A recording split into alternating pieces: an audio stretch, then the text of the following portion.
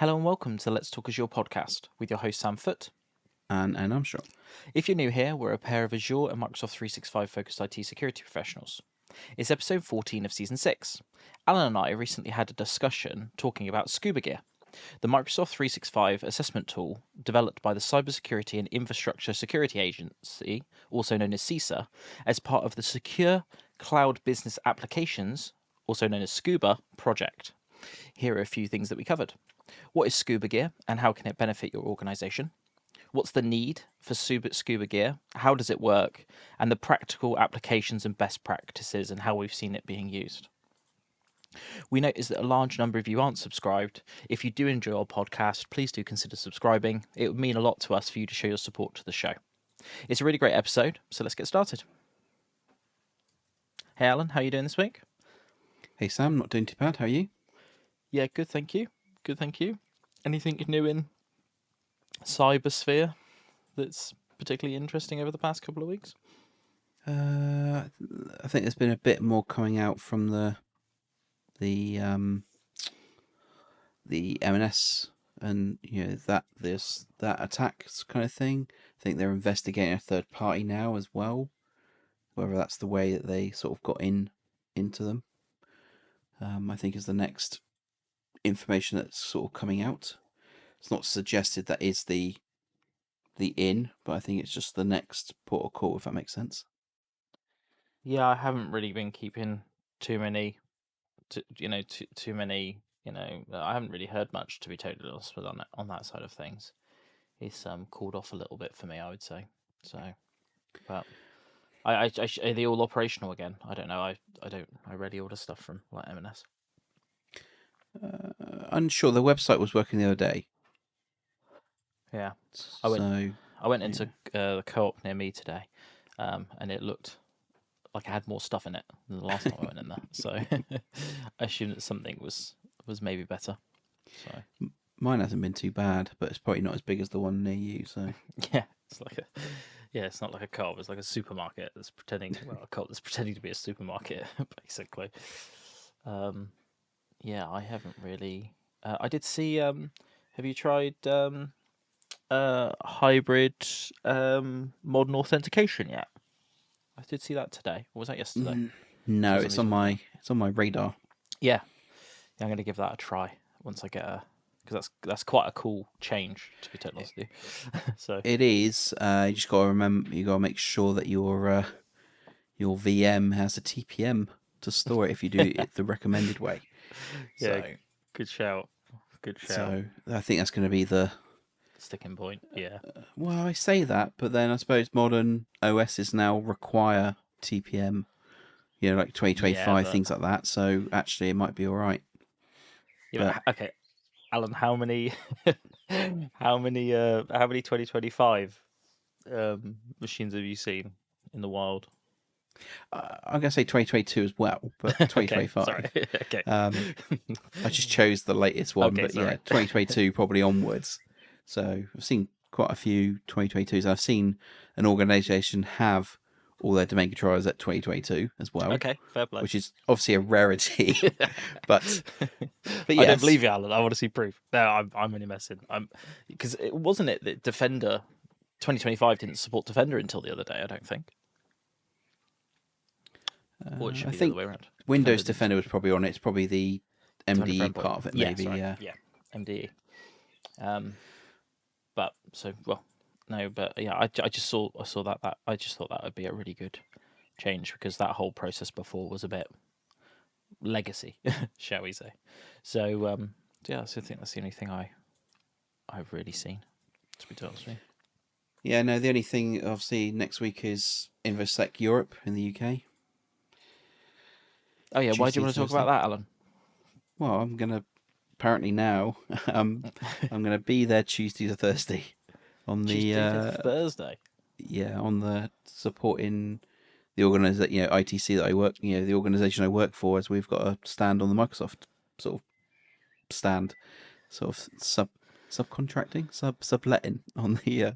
Well, you camping out, yeah, with a banner. Right, no, we're officially an exhibitor But Okay. yeah, Right. it's on the it's on part of the Microsoft bit. So You're not just like turning up with a banner and just like claiming a corner of the Microsoft stand, are you?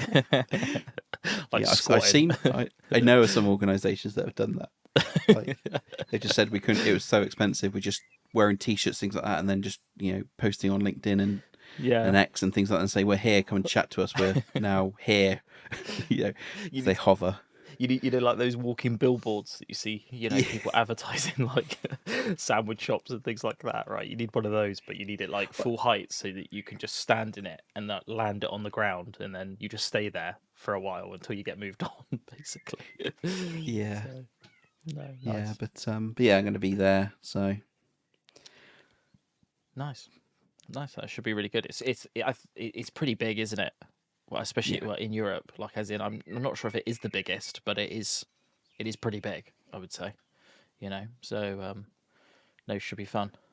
I'm not 100% sure if I'm going yet, but I'll make that call next week. But I definitely won't be there for 3 days. That's for sure. So that'd be cool. yeah. No, I think Chris is coming up on the Tuesday maybe. So Nice, yeah, very nice. cool. So what's this week's episode then? I'm going to be talking about ScubaGear, which is a 365 assessment tool. Which can really help you to sort of like look at your 365 security posture and sort of help you improve it. So it's not it's not a product developed by Microsoft. It's like a third party product. But I've seen it used at organizations with quite good results and output, and it's relatively easy to actually use. So I thought it was worth talking about. Yeah, okay. I mean, when I first heard it, I thought that was a bit of scuba diving gear, but I thought Exactly, we were that's what the wrong that's podcast. But yeah. So we're gonna get our scuba certs on this one. No, I'm not gonna do any sort of diving sort of puns as we go as we go through. we'll see, we'll see. But yeah, okay. So let's sort of get into it then. So yeah, can you give us a high level overview of what scuba gear is and why it's important for organisations using 365? Yeah. Okay. I'm probably going to start off with sort of posture management, really. Sort of take a step back. So what we have with all of our let's talk about any. I'm going to say any software system, right? That's managed, that's got any sort of type of like configuration. You want to make sure that that the configuration of that tool is as secure as it can be. Okay, and when we talk about security, we always have to balance that with productivity, right? So what we want is we want a set of configuration that keeps us as protected as possible. And across 365, there are, I'll say, hundreds of different configuration options. I'm not going to say thousands. I think it's hundreds. Okay. So hundreds of configuration options. Okay. And a lot of the defaults that you get in your in your tenant are pretty open and collaborative, I would say. Okay. So fresh out of the box, your tenant allows you to do certain things that you may not want. Like you might not want your users to be able to like randomly share files with anybody, as a very basic example. Okay, and posture management is really looking at all of those different levers that you can pull and those controls that you can put in place and deciding, okay, for our business, we want to be able to restrict X, Y, and Z. Okay. And I've seen a lot of organizations get confused and quite rightly slow about all of the different options and how they should approach this. Okay. Because especially if you haven't, if you've run with these types of defaults or quite permissive configurations for a long time, it can be quite hard to make organizational change to get yourself into a position. So even though it might seem like a very simple task of just like going through a load of checkboxes and saying yes, no, yes, no, yes, no, yes, that is the case, but the actual change of that is quite complex. And a lot of it really comes down to frameworks and opinions. Okay. So The government agency CISA in America created a project called the Secure Cloud Business Applications Project, or SCuBA for short. So it's not actually anything to do with diving; it's just the acronym for their project. But it works quite well, and they use scuba divers as their logos. And what this really aims to do is it aims to give U.S. federal agencies like an opinionated set of controls that they should apply to various software applications. So the main one that we're really focused on is 365, and I think they also do. It's either GCP or Google Work. Google Work, basically, it's either one of those two, but they, primarily they do 365. So, and this is really aimed at around US federal agencies and giving those teams like an opinionated set of a framework for them to configure against, right? And say, hey, we think you should have multi-factor authentication. We think you should have data loss prevention. We think you should have an EDR. And as part of the SCuBA project, there is many different controls and protections that they want those agencies to put in place. And then so you can go and have a look at the SCuBA framework, and it links back to NIST controls and regulatory frameworks. So it does have that link back in that justification of why they're making these recommendations. So it's not just somebody at CISA went, hey, I think it's important that you have data loss prevention. They have worked that through and that justification. So that's SCuBA, and I wanted to talk about that because that's really where, because a lot of these tools, the power is really in, like when you're doing a security assessment, it's really in the controls that you want to apply and what you're recommending to an organization, which is probably the more tricky part, because these assessments can be done by hand. And relatively, it doesn't take a long time to go through 365 and to look through that. Yes, there is manual work there, but really the value is in the consultant's knowledge of those systems and how best to configure it based on that organization's needs. And I will come back to that later on. So ScubaGear was born essentially off the back of the SCuBA project, and what it is it's a tool. It's an open source PowerShell based tool, which essentially you run it against your tenant, and it will benchmark your tenant against as much of the SCuBA framework as it can possibly do. Okay, there's some APIs and some checks that haven't been made yet, so there are some things you still have to check manually, but a good bulk of what you would check in a 365 assessment is covered as part of ScubaGear. It covers things like Entra ID, Exchange Online, Teams, SharePoint, OneDrive, Defender, and also Power Platform as well. And we do see, the reason why this is important is because we do see day-to-day misconfigurations in sort of SaaS environments, such as 365, are a leading cause of cloud breaches. Having too permissive settings, or not applying MFA in the correct way, or having a gap in your controls is a real challenge for organizations, especially smaller organizations that don't have the budget for dedicated security resource. ScubaGear aims to automate this process of checking as well, to make it as easy as possible. So I mentioned being able to do it manually, but if you're a busy team, you probably don't have the bandwidth to add this to your maybe your weekly tasks and processes that you want to follow. And I'll just circle back to those federal agencies as well. They are larger organizations. They need to be aligned on the other side of the pond. So having a singular sort of framework that people can sort of wrap around, that is focused on, because we have things like NIST, but ScubaGear specifically targets the actual tenant itself and the controls within it, not just generic more generic like framework type concepts. So yeah, so just imagine that you're a 365 admin, managing a tenant. You want to start checking your misconfigured settings. Maybe you're worried about exposing sensitive data. Something like ScubaGear can help you audit that relatively quickly instead of having to go through the process manually. Okay, so as maybe let's kind of recap on that, because there's quite a lot of info there. So CISA created it for, in effect, originally created SCuBA for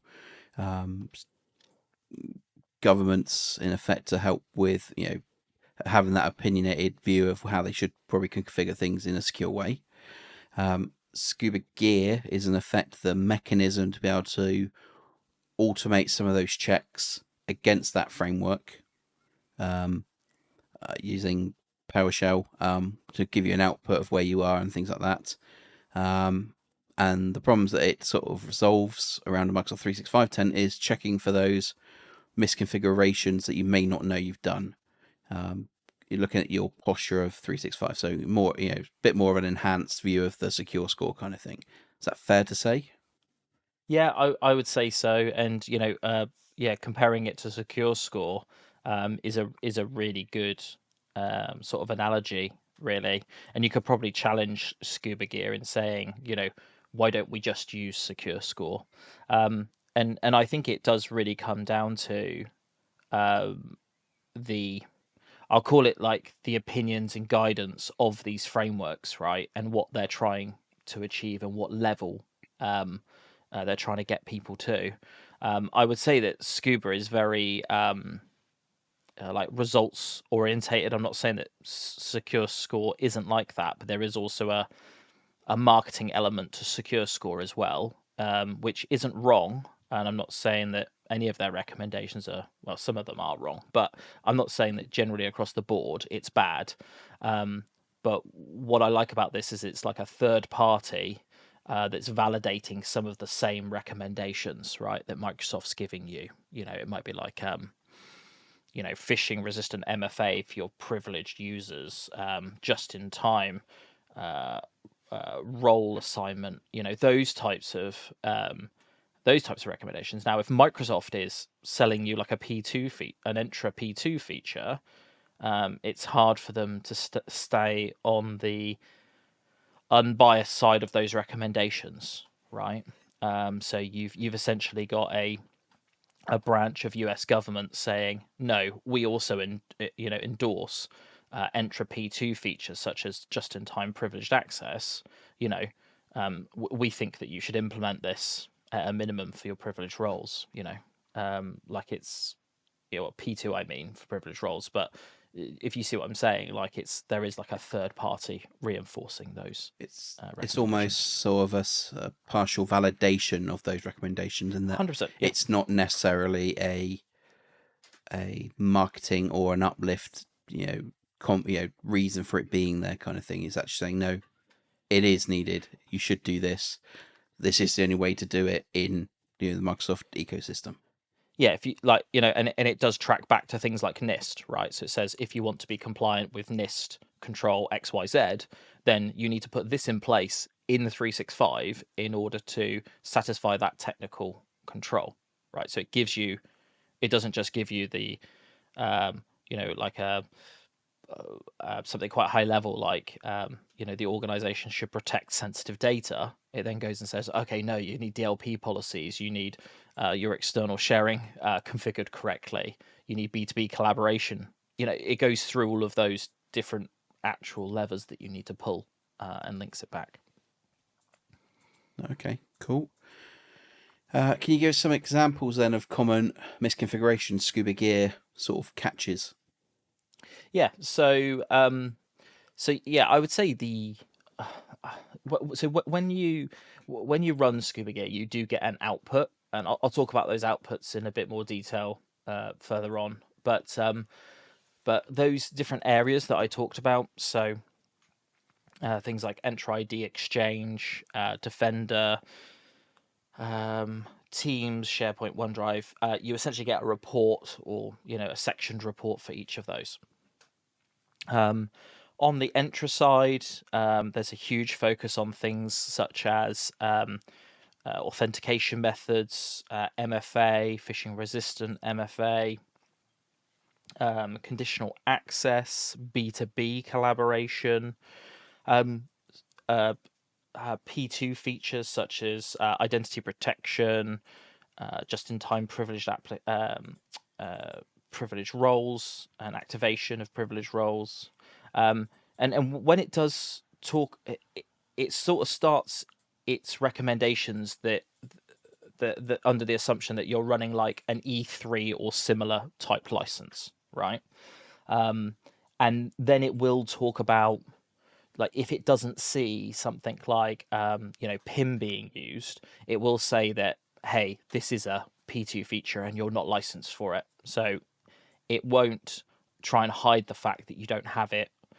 It will give you the justification and say, hey, if you can't P2, then you should disregard. So it is aware. It doesn't just say, no, you have to have it. It does sort of give a bit of reasoning behind there. Then there's other sort of like user default settings that you have in Entra, things like admin consent.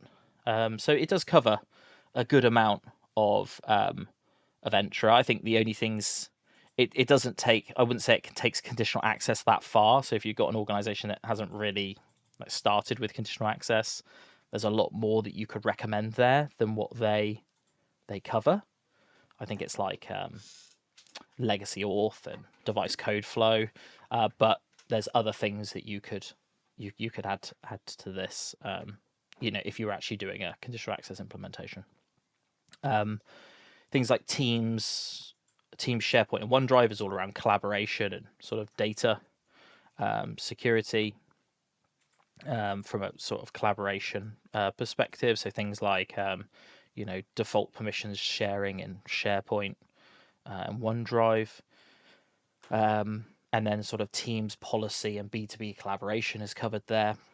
Exchange Online, it looks at Exchange Online protection, Defender for Office, if licensed and if configured. It also looks at purviews, sort of related controls, such as data loss prevention, labeling, so sensitive information types and labels. It also does a little bit in Defender for Cloud Apps, but not a huge amount, I wouldn't say.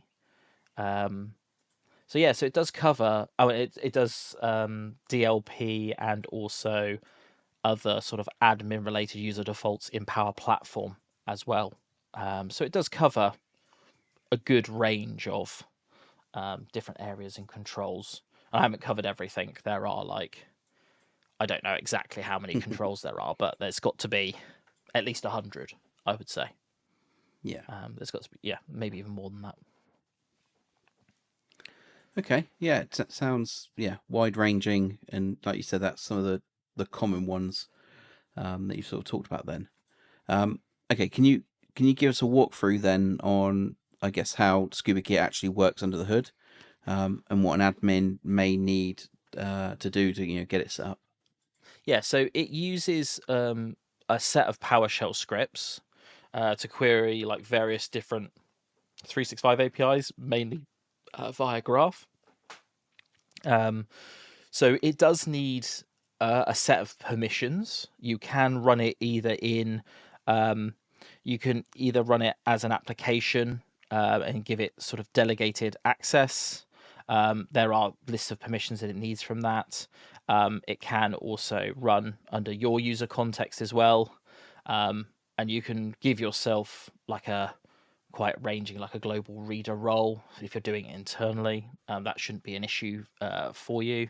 And some various other permissions, but all the permissions that are required. But it doesn't have to be run as a user. It can be run as an actual identity as well, in an automated fashion.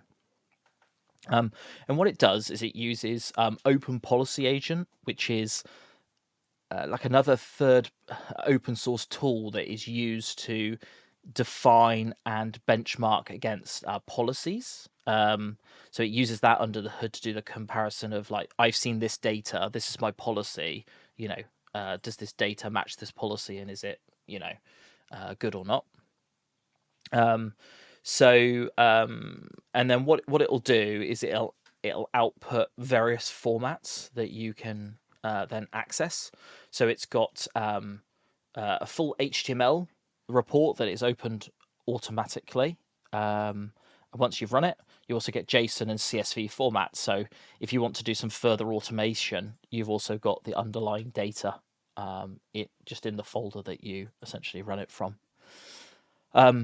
To get it running, you just install a module from the gallery. So it's just install module, and the name is just ScubaGear. And then you run what's called initialize-ScubaGear, and that just pulls down all of the dependencies it needs. So like that open policy agent that I talked about, it'll grab like the exe for that, and then any other like packages that it uses under the hood.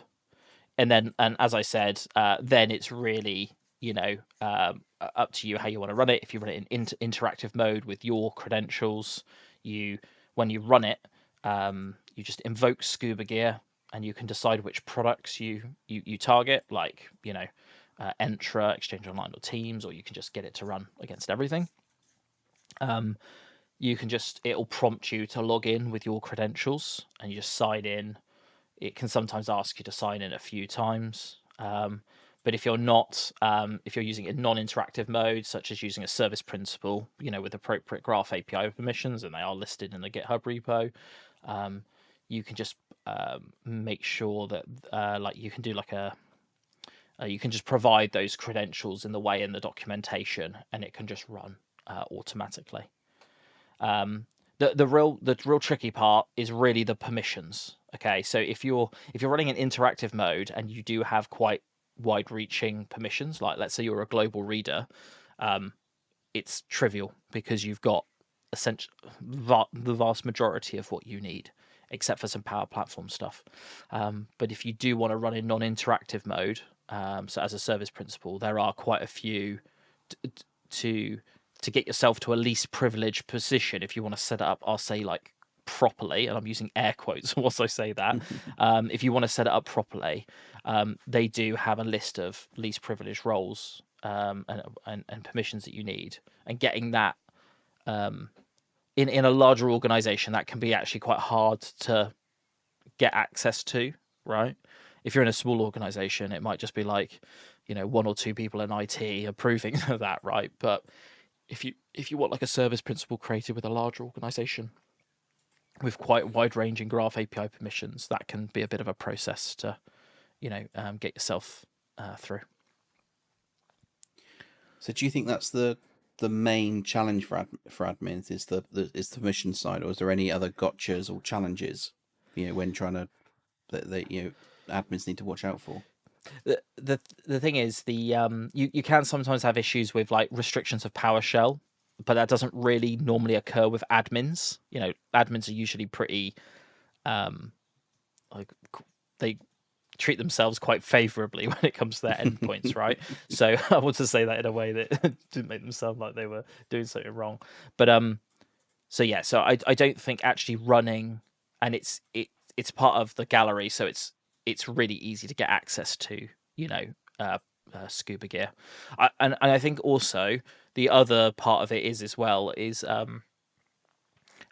some of the policies requiring premium licensing. So things like, Defender for Office and like Entra P2, just navigating your way through that in the results can be a bit confusing. I don't think it's as confusing as and I'm not criticizing, but it can be quite confusing in Secure Score sometimes, and even the Entra portal about what it is you can and can't do. ScubaGear does actually have the checks to say, hey, you're on this, you can't do this. So you would have to upgrade your licensing, to fix this problem, if that makes sense. It's quite obvious what you can and can't do now. And I'm not criticizing Microsoft for that, but I think that could be improved on that side. And also, not all recommendations will fit every organization. Okay, and this is something that probably, I'm going to speak for you, Alan and I. When we're doing these types of assessments for organizations, is really understanding about what will actually fit and make sense for an organization. Okay, so federal government of America might say, hey, you need DLP policies that block, I don't know, like PII information or something like that. But actually putting a policy in place to block that works correctly, that isn't, firing loads of false positives and interrupting legitimate work, can be a challenge when you're applying these changes. So I'm not saying that it can't be done, but not each recommendation is equally weighted in terms of the effort that is required for you to implement it, or if it's even appropriate for your organization.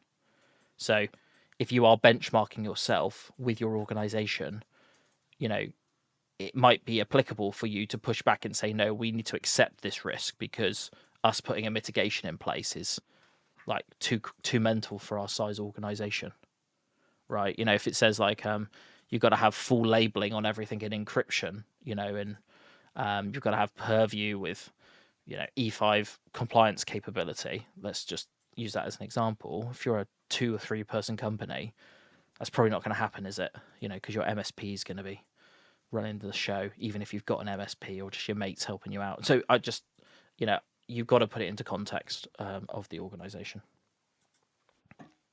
Yeah, I was actually going to sort of say that as well. You kind of beat me to it.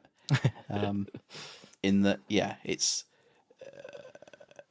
someone's opinion. You need to make a decision on that. Same thing with Secure Score, really, is some stuff you just can't do because it'll break business. You need it to run this way because of X, Y, Z, and it is risk based, kind of thing. But and that's that's the only thing I would say about like Secure Score that I think that they can improve is I think they can improve some of those default recommendations that you see in those lists, because they can cause like quite a bit of a freak out, right? When people are like, why do I need to implement Defender for Identity as an example? I'm just using that as a random example because it needs some decent licensing, right?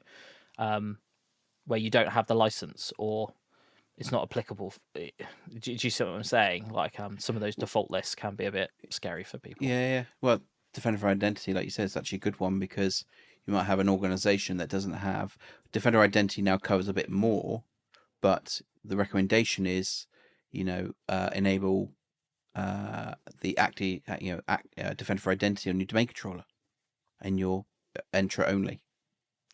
Yeah, as an example. Yeah, and we're highlighting like a deficiency in Secure Score, but it's a deficiency in all of these automated tools, right? Because unless you have somebody that's got the technical knowledge and context of your business to make those recommendations, you have to take them with every one of them with a grain of salt, and go through each one and understand where it makes sense. But it can cause confusion, because I've had that with organizations where they're like, oh, our Secure Score's really low, and then there's a non-technical stakeholder in the room and they're like, well, why isn't it higher? And then nobody's really gone through that justification process internally. So that's why you need to go through and benchmark and document what you've done, so people understand that.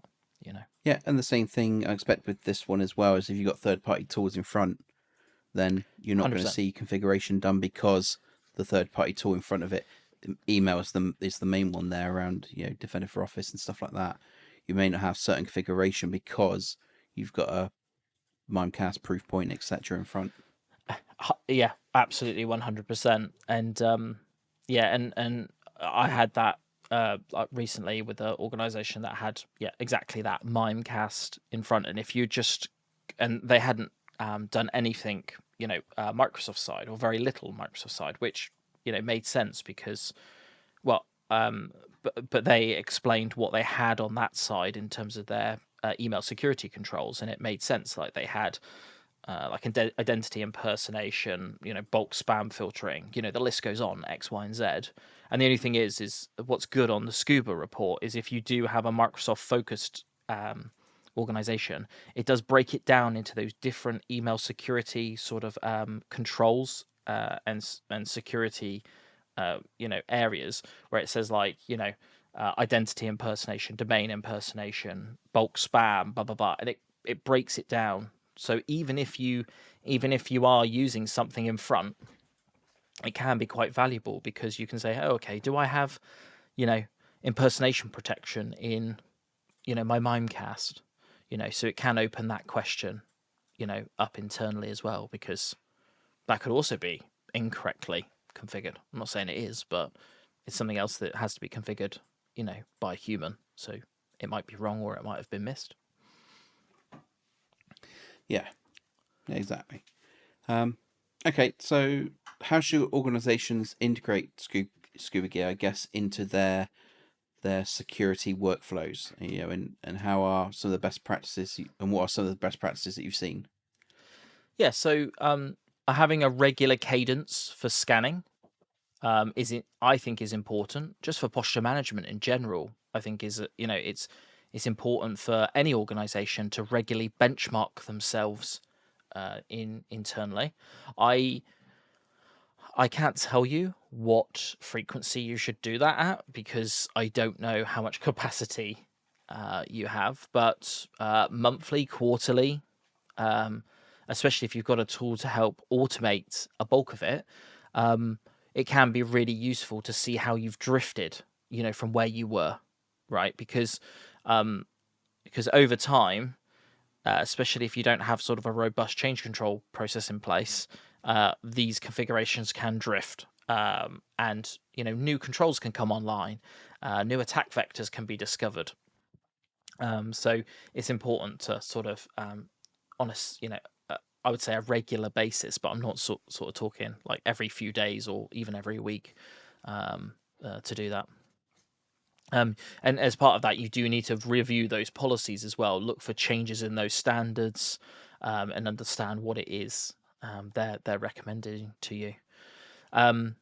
Once you've run the report, it's really important to plan your remediation strategy. You're not going to be able to fix everything day one, so try to prioritize, low-hanging fruit. That means things that you can implement relatively easily with little impact to end users. That's usually it depends on the criticality of the recommendation. So things like if it detects that users are missing MFA, maybe there's single factor end user logins in the logs, maybe you should focus on that first, because maybe you've just got a gap in your configuration. Could well be the case. I'm just using a fictitious scenario, but those types of things are good to look at first. Distributing those HTML reports, ingesting those JSON CSV outputs. If you want to do something in like Power BI or Excel for reporting, it might be good to have a process where you can drop those in. But the point is really to start small. Maybe just start with something like Entra. Entra's not very small, but let's just pick like one thing to start off with, right? So let's not try and pick everything. Let's try and attack this in a semi-regular way. So maybe you start off with Entra and you say, hey, we want to look at what other people view best practice of Entra configuration is, and start from there. One thing you can do if you want to run it in non-interactive mode and get a bit more advanced is you can run it in a CI/CD pipeline, like in Azure DevOps. I'm not going to go into that today, but because it can be run in non-interactive mode, it is able to be run automatically, and it is just it's just PowerShell effectively. So you can get this to run on a schedule without any of your involvement, and even having to use your identity. But that isn't really going to be achievable for smaller IT teams. Okay, so use interactive mode with like your global reader to avoid complex service principal setups. Really focus on those high impact recommendations like MFA, DLP external sharing, conditional access, etc., etc. look at the most common attack vectors and start there. And then also benchmark that back against Microsoft's recommendations, because there is a lot of documentation on Learn as well. Best user defaults in Entra. There's a lot of conditional access goodies on Learn as well, and loads of third parties as well. So if you want to look at how other people have like implemented, say, conditional access, there are resources quite readily available, from Microsoft and externally, and there's also partners, to help you there as well. Okay, cool. So I guess just before we sort of wrap up, because we're getting close to our normal time. I think the last episode was completely over our normal. But as you kind of sort of stress some key areas where people people or organizations should get started with using interactive mode, get some data out of it, and then maybe move to automation as you sort of become more familiar with the outputs, things like that. Is there any other sort of or one key takeaway for the listeners to remember? I think for me is to start thinking about proactive configuration and posture management. Okay, try not to wait for a breach until you start looking, at these things. It's probably the first thing, and that's probably nothing to do with ScubaGear, is it? Right? That is just getting people into like a posture management mindset. Yeah. So, don't wait for a breach to check your configuration is number one, right? I'd love people to try ScubaGear out, or even if you don't want to go to that level, go and look at Secure Score, right? As well, because that is also a really good resource as well. And you will see the insight that you can gain into your security, posture, right? So that that is and start with maybe your test tenant or just a single product. If you've got some spare time, give it a go, get it run, and just see if it's valuable for your organization. You will have to go through it. You'll have to understand, some of these concepts, but it might point out something that you don't realize that isn't configured correctly. You might be like, yeah, our OneDrive sharing settings are bulletproof. We did that like 3 years ago. Random example. And it might not be configured in the way that you remember it to be configured correctly, right? You might be hot on that. You might be checking these things all the time, and you can do it manually, and it can certainly be done manually. But these types of tools can take a lot of the effort out of it and make it really easy for you to use. Okay, great. Is there anything else, Sam? I know I kind of said that was one thing, but is there anything else you want to cover? I think you've done a great job at sort of covering it. Definitely sounds interesting to look at.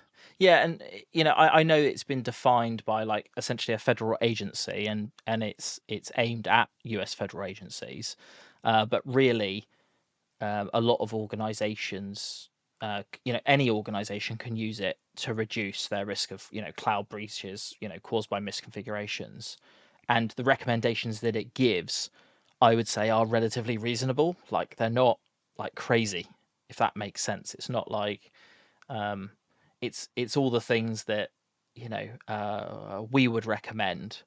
And I would say, if I was looking at my own like personal baseline and my own like golden configuration, I think I'd go further than ScubaGear, if that makes sense, in terms of like locking things down. So I also think it's quite a reasonable approach to its recommendations, if that makes sense, even though it's sort of federal in nature. Because I think what they're trying to do is they're just trying to encourage people to get to a place where they aren't today, if that makes sense, to get in front of those IT admins and say, hey, this is something you should be checking semi-regularly. And then we know you're going to come back with saying we don't have enough time, so here's a tool to do it like as quickly as possible, basically. So, and we're all well, I am inherently lazy, so if there's a tool that can help me, then it's all for the better. Yeah, that's cool. Okay, what's the next episode? I think it's going to be news, isn't it, for May? I can't remember what month we're in now. Yeah, it'll be May. next week. May news. So long. It's been a long May. May is always long, isn't it? Well, it has been this year. It'll be May news next week. Cool. So did you enjoy this episode? If so, please do consider leaving us a review on Apple, Spotify, or YouTube. This really helps us reach out to more people like yourselves. If you have any specific feedback or suggestion on episodes, we have a link in our show notes to get in contact with us. Yeah, and if you made it this far, thanks ever so much for listening, and we'll catch you on the next one. Yeah, thanks all.